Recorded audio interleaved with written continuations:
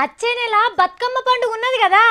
ఇక ఇప్పటి సందే చాలా మంది ఏం చీరలు కొనుక్కోవాలి, అబ్బా ఏం నగలు పెట్టుకోవాలి, నాన్న దగ్గర ఖర్చులకి ఎంత అడగాలి, పెన్మిటి దగ్గర ఎంత గుంజాలి అని ప్లాన్లు వేస్తున్నారులే.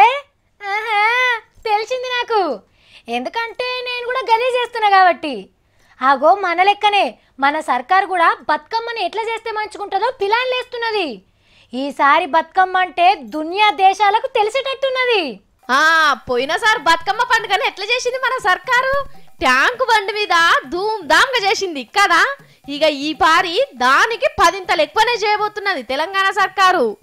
బతుకమ్మ పండుగని మరి అంతర్జాతీయ స్థాయిలో గుర్తింపు తేవాలంటే ఢిల్లీలో అన్ని దేశాల అంబాసిడర్స్ని పిలిచి, మినిస్టర్ గారిని ముఖ్య అతిథిగా పిలిచి, మొత్తం ఇంటర్నేషనల్ ప్రెస్ని పిలిచి, ఇక్కడ టూరిజం డిపార్ట్మెంట్ సహాయంతో మరి పెద్ద ఎత్తున బతుకమ్మ కార్యక్రమాన్ని నిర్వహించి ప్రపంచవ్యాప్తంగా పాపులర్ చేయడానికి ప్రయత్నం చేశాం. ఇన్నరా, మన బతుకమ్మకు ప్రపంచ గుర్తింపు తెచ్చేటందుకు కవితక్క ఎంత కష్టపడుతున్నదో. అంటే ఇదివరకు దునియా దేశాలకు మన బతుకమ్మ పండుగ తెలియదా అంటే తెలుసు. అమెరికా, ఆఫ్రికా, ఆస్ట్రేలియా, ఇంగ్లాండ్ గిట్లా చాలా దేశాలలో ఉన్న మన తెలుగోళ్ళు ఎప్పటికా నుంచో బతుకమ్మ సంబరాలు ధూమ్ ధామ్గా చేసుకుంటాండ్రు.